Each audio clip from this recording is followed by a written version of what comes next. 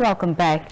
Residents of rural areas across all 14 regions have been called upon to refrain from stealing water infrastructures at water points. The Department of Water Affairs in the Directorate of Water Affairs has been receiving reports of what it calls theft-entrepreneurship in rural areas. To put the theft into perspective, the Deputy Executive Director in the Department of Water Affairs in the Ministry of Agriculture now joins us. That is Dr. Elijah Ngurare. Good evening and welcome to the show, Doctor. Yes, good evening, my sister, and good evening to the viewers. Thank you, and good that you have us on your program. Dr. Ngurare, the department has expressed its unhappiness with the theft of water infrastructures in rural areas. Can you tell us of the extent of this theft? Yes, as we said, we are given the mandate or responsibility to ensure that we drill, install and rehabilitate boreholes. For instance, in the last financial year, we drilled hundreds of them, and in this current financial year, we are also drilling hundreds of them. However, many of these infrastructures, as you have rightly indicated in your introduction, there are those that have decided to embark on what we call talent of theft-entrepreneurship by stealing these water infrastructures, effectively stealing from the poor. Some communities, we have lost as many as 40 water pumps that have been stolen, and some 19 and so forth. In fact, it is taking us back because we have a priority to ensure that every village is supplied with water. The moment we have to go back to villages that we have provided this infrastructure to, it means we are depriving those others who could have been able to benefit from this government infrastructure, what we call priceless, life-sustaining infrastructure. Mm-hmm. And what are these theft entrepreneurs, as you've coined them? What are they doing with the equipment? I think it is really a very good question. One wonders where the humanity of those that are doing these things, because the moment you steal from the rural poor, in fact, you deprive them of livelihood. And we understand, and we want to commend the police. In many instances, they have acted very fast.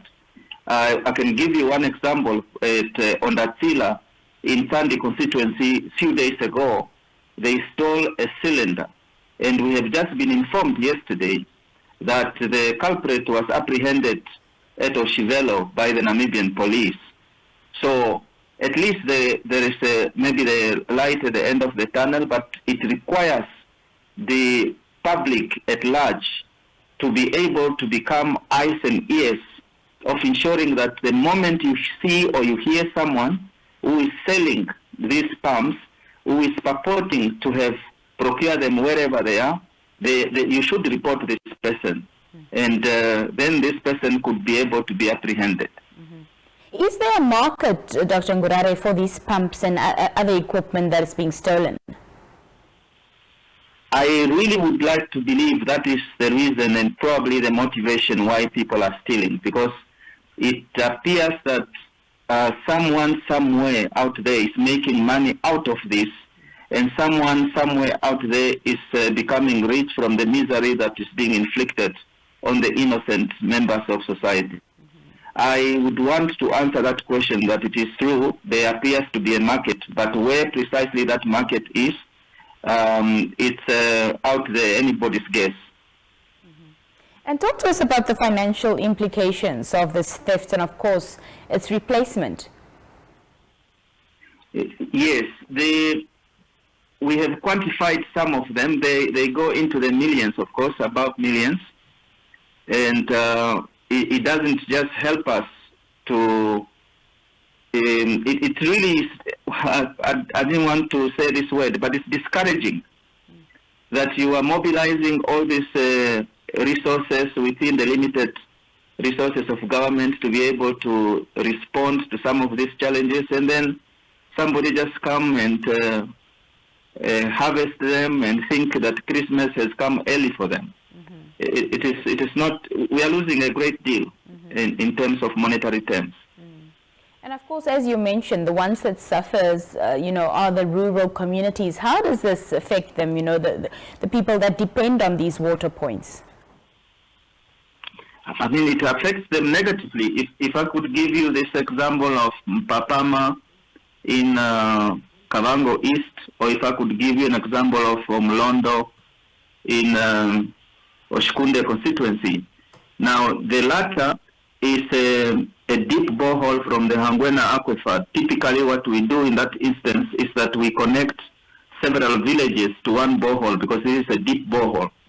Now, the moment a pump is stolen, it means that all those 8 or 10 villages would be without water until a replacement is found. And there is also creativity in terms of those that are stealing these pumps. A farmer in the south, a place called Vortel, reported that people came and they put up a license plate of government and said they were coming from our Cateman shop office to come and look at his wind pump. And they basically just stole. And they were just thieves disguising as government officials. Dr. Ngurare, on that note, your final remarks concerning this matter? I would like to appeal to everyone. One is, of course, to thank you, the media, for creating awareness.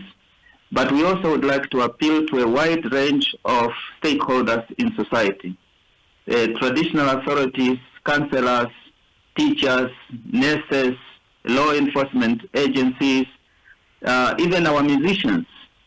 We need to come together, and if needs be, let's create awareness and become, as I said earlier, eyes and ears of these communities.